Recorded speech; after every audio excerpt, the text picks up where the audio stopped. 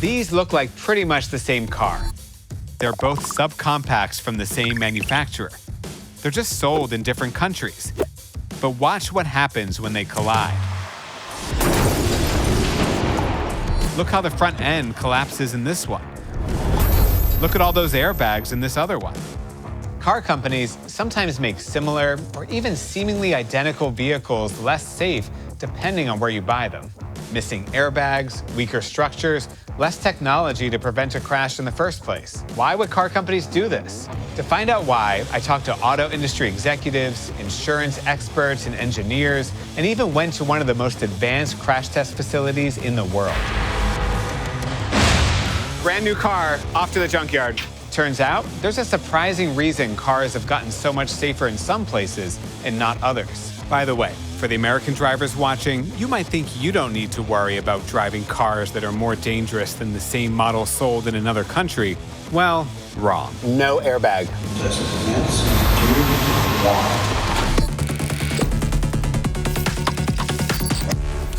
I need to know why this keeps happening. So I reached out to someone who knows the decisions being made on the inside of car makers better than most. Do you mind watching just a few seconds of this clip? Sure. Andy Palmer spent decades at Nissan, rose to COO. He led development of a number of cars like the Nissan Leaf. And he's about to watch a clip of two Nissan pickup trucks crashing into each other. The African pickup was a brand new 2019 model. The European one was a 4-year-old used one. Otherwise, pretty much the same vehicle. Yet when they collide, in the European version, the passenger compartment looks almost unaffected. To Global NCAP, the group that conducted the test, it's a clear double standard. But Andy doesn't see it that way. What's your reaction? What do you see when you watch that clip? I'm not sure what it's proving. It's like crashing an Arctic truck into a Mini. The market requirements are different. Here are some of the reasons Andy says the same car might have different safety in different places. Number 1, regulations. Different rules in different places. Car companies can't avoid these. Like, car roofs in the US must be able to withstand 3 times the vehicle's weight. Europe doesn't have that rule. So yeah, if the rules differ, you might have to change your design. Second on the list, people tend to get into different kinds of crashes in different places. A lot of American roads look like this. In India, a lot look like this. One of the things about India, if you want to maximize the life-saving potential, then you want to put as many people off those motorcycles and into cars. But you've got to make the price of those cars attainable. But I'm not sure I buy this explanation. Let me explain. The exact prices automakers pay for various kinds of safety equipment is typically confidential, but we can get a pretty good sense. A typical airbag might only be $50 these days. A computer controller for things like anti-lock brakes and stability control, about the same. In fact, the total cost of safety equipment in a car ranges from about $420 per car in North America to about $120 in India. And here's another thing. If car companies were just skimping on safety to make the cars more affordable, wouldn't those cars be cheaper? I've been scouring automakers' websites around the world and diving deep into owner's manuals. Take this Toyota Corolla Cross. In the US, the cheapest version comes with 9 airbags and costs about $24,000. In Saudi Arabia, the cheapest version only comes with 2 airbags and costs nearly $28,000. Plus, for a long time, automakers were making much higher profit margins in regions like Latin America, where they were also skimping on safety. So cost doesn't seem to be the answer. Regulations aren't the main reason. So why are cars safer in some places than others? To find out why, I did what we always do on Business Explains the World. I went out into the world to find some real answers. I'm here at the Insurance Institute for Highway Safety in Virginia. If you've seen any crash test on video in the last 30 years, it probably took place right here. This place is funded by the insurance industry. And they smash, bash, and crash as many as 85 vehicles here each year. Their tests are tough, generally much tougher than what the US government does, like simulating getting T-boned by an SUV at 40 miles per hour, or a car swerving into your front end. This place is going to help me explain to you why cars in America are so much safer than they used to be. And once we understand that, we'll see why other countries haven't done it this way. So let's see what they're up to here. Dig into the history of auto safety in America and get some answers. Hey Dynamos, it's Nick Carlson. You probably know by now that I'm pretty excited about AI. But from comments on our videos, I can tell some of you are still skeptical. And I get it, there's a lot of very confusing data out there and tons of overhype. Well, to clarify things, Salesforce, who is sponsoring this video, just released the Agentic Enterprise Index. It has transparent data showing how many more businesses and customers are using AI agents like Salesforce's product, Agentforce. And it shows how much room there is to grow. The index found that businesses are using agents most for sales and customer service. On the sales side, folks are using Agentforce to help draft emails and generate client briefs. But Salesforce is also using Agentforce to chase dormant leads. In the first couple months, agents worked 40,000 leads and generated millions in net new pipeline. Many businesses are using AI agents as their first point of contact in customer service interactions. And they're finding that agents can resolve a majority of cases without human involvement. Salesforce's chief digital officer told me that Agentforce's real power is that it can understand complex business situations because it's built on decades of Salesforce data. And the workplace of the future will probably have AI agents running all kinds of complex workplace tasks all on their own. Autonomous AI agents available today can interpret large data sets, figure out what to do with them, and then take action. The good news is that gives us humans more time for creativity and relationship building, the stuff that makes business and innovation really happen. We, Business Explains the World, really think that business is all about humans working together to create something new.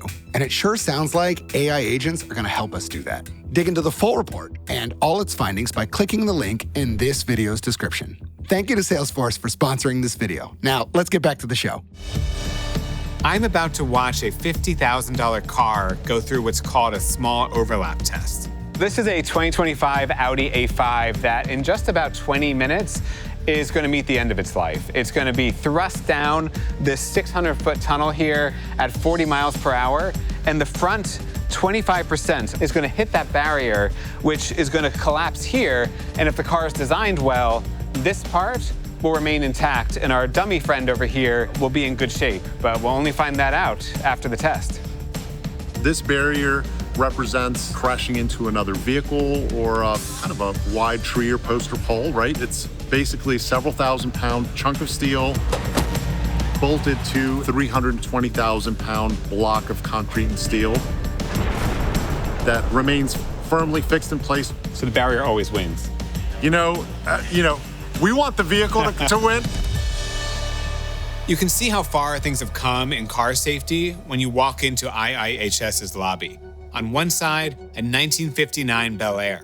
On the other, a 2009 Malibu. Two Chevrolets separated by 50 years. IIHS crashed them into each other.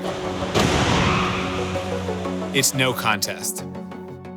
Even though this space was very big, there just wasn't the right structure in the right places to be able to absorb some of that energy. If we look at the toe pan and where your legs would have been crushed here. If we were looking at a modern vehicle, it would look almost undeformed. You would think that it wasn't in a crash. You couldn't walk away from this crash. And when we look at photos and outcomes from real-world crashes in the 50s, that's what we were seeing. You can see this in the fatality rates. The number of deaths per 100 million miles traveled has plummeted since the days that Bel Air ruled the road. Yet just a few years ago, you could buy this Nissan in Mexico that performed just about as badly as that Bel Air. Even here in the US, some cars are missing safety features that are standard in other countries. More on that later. Still, overall, things have improved dramatically. When that Bel Air hit the road, most American automakers weren't thinking about how to get you to survive a crash. They thought it was your responsibility to avoid the crash in the first place. If you get into a wreck, good luck.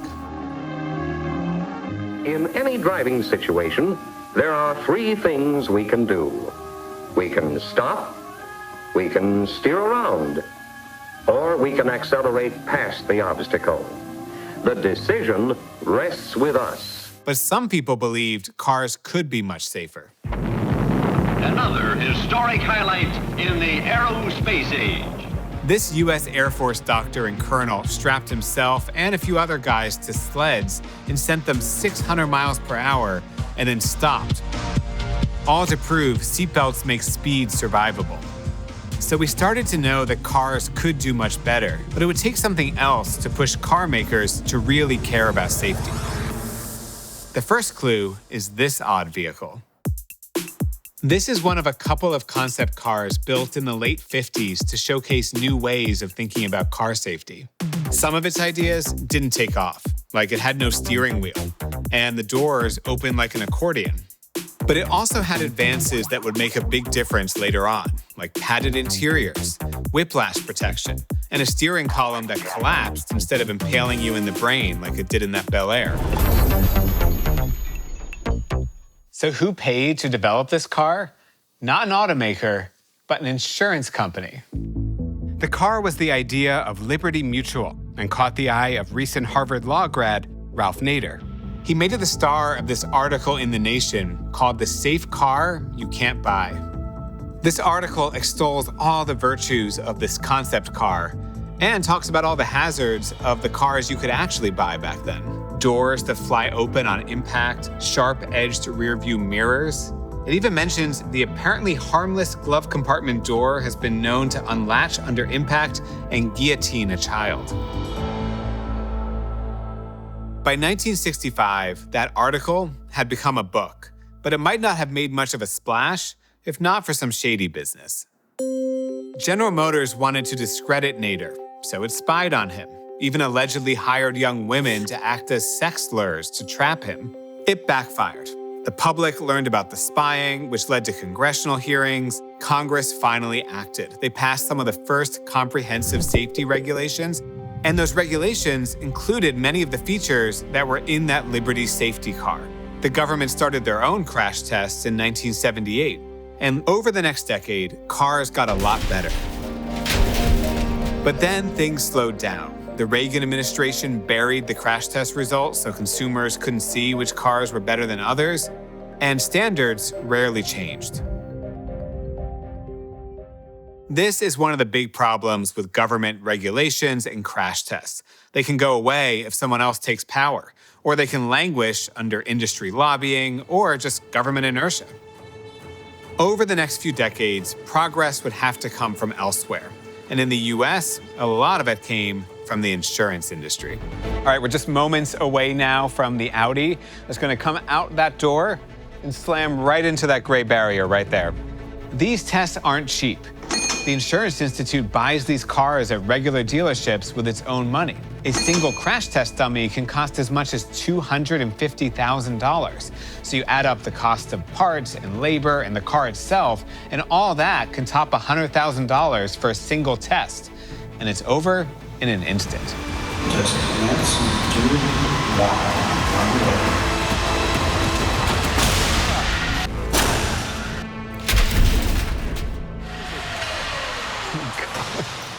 Well, that was intense, that was fast, that was loud, but if you actually look at the car after all of that, it looks like where you're actually sitting is in really good shape and just makes me feel a little bit better about getting in a car today. But why do these tests make cars safer? While I was there, I started to notice some clues. The cameras, top-notch. The lighting, Hollywood level. There's even this photo studio. Now look, the Audi's ready for its close-up. Everything here is made for public consumption. Because really, that's the Institute's only power. It can't legislate, it can't force the automakers to do anything, but it can celebrate cars that do well in its tests and publicly shame the ones that fall short. And that alone has led to huge strides in safety. The Institute says if this dummy had been a real person, he would not have walked away. At first, car makers were skeptical about these new guys from insurance getting into crash testing. They tried to discredit them. General Motors sent us a letter saying, designing vehicles to perform well in the Insurance Institute's test could increase the risk of head and chest injuries. But the automakers quickly realized that the people buying cars cared about which models did well in the tests. So they quickly updated their designs and then touted their good performance in their ads. The smooth car-like ride and the great handling make me feel safer. And look what I found. Explorer is the best pick by the Insurance Institute for highway safety. This created a virtuous cycle. Car companies made safer cars, which helped their sales and helped save lives. Then IIHS raised the stakes, making their tests tougher and introducing new ones. But then I noticed something that gives us a big clue about why there are so many differences around the world. Take a look at this. It was in 2012 that IIHS started doing small overlap tests, like that one I saw with the Audi. Back then, a lot of cars failed. Car companies updated their designs and started doing well. That is, until IIHS introduced another small overlap test, this time on the passenger side. Some car companies got caught. They'd only strengthened the driver's side because until then, that was the only side that was tested, until they got shamed into updating that side too. Shame works. Shame is the power. And that power comes from publicly available information. Once consumers know how safe a car is, they vote with their dollars. And I'd argue that that pressure is what was missing in so much of the world. Mexico had lax safety standards and an insurance industry that just wasn't that involved in safety, so there wasn't that much shame. And it got cars with no airbags and weaker structures. Whereas Europe got similar crash tests to the US, thanks in part to active participation from its insurance industry. And now it has some of the safest cars in the world. But I still had a question. Why does insurance care? Why is one industry shaming another into making products better? That doesn't happen every day in business. One reason is obvious. If the safety work drives down the cost of claims, that benefits the insurance industry's bottom line. But here's a paradox. The more safety equipment you add, the more it might cost to fix a car. So that's not very good for the profit margins. There are a couple more surprising reasons. For one, a lot of insurance companies in the US are actually not publicly traded companies. There's something else called mutuals. That means they're owned by their policyholders. So it might make sense they care a lot more about their customers because their customers are also their owners. Secondly, insurance companies are in the business of risk. That's what they do. But they want that risk to be predictable. And by improving car safety, they can reduce the number of big payouts from outlier events like fatalities. Plus, a lot of us don't have fond feelings for our insurance companies, so if they get a little goodwill from all this crash testing, that's a nice bonus for them. In parts of the world where cars are less safe, insurance companies just have less of an incentive to get involved. Fewer companies are set up as mutuals. Fewer people even carry insurance on their cars. And when they do, their coverage limits tend to be much lower. Perhaps that's why in recent years, it took a mix of governments and philanthropy to bring these kinds of crash tests to places like Latin America and India. Each time a crash test comes to some new part of the world, the car makers follow the same script. Try to discredit, criticize the test, then update their designs, tout their good results in ads, Tecnología y seguridad llegaron al siguiente nivel. and the sales follow. Shame works. Still, double standards persist. Many now are around active safety. These are the things that help you prevent a crash, like automatic braking, which I experienced firsthand on IIHS's test track. Get ready, this feels totally wrong. I'm going. Oh, Jesus Christ. This kind of technology is still sometimes an option or not even available on cars sold in lower income markets, even though many of them have a lot more pedestrians who benefit from it. So why is the same car sometimes less safe in one place versus another? It all comes down to information. Live in a country with a lot of crash tests, car companies will study for it, and cars will get safer. Live in a place without them, and you can bet a lot of car companies will just do the bare minimum they need to get by. So many things have become global, from the latest K-pop album, Dubai chocolate for some reason. It's not true for auto safety information. It's still very local, and that's true in the US too. I bet a lot of American drivers don't realize that their cars are not always as safe as similar models elsewhere. In Europe and Australia, they put a dummy in their passenger seat when they do a side crash test. In the US, at IIHS and the government, they don't. And you can see what happens when there's a passenger. Ouch. So now, a lot of cars in Europe and Australia put an airbag between the front seats. In the US, many of those same cars do not. I noticed that they have a Toyota Corolla Cross. If you buy this car in Europe, it includes an airbag between the front seats. Here in the US, there's no airbag. I dug deep into owner's manuals in search of the missing airbags. Like, take the Subaru Forester, a car sold in the US on its safety merits. Yet right here in the manual, no center airbag. Hey, the Japanese version even gets this comfy-looking airbag on the hood to protect bicyclists. So why doesn't America get these safety features? It's another example of automakers doing the minimum unless someone locally shames them into doing better. Even then, that'll just be one more market getting a safety feature that many others might not. Shame must go global, because only then can consumers everywhere show automakers their lives are just as valuable.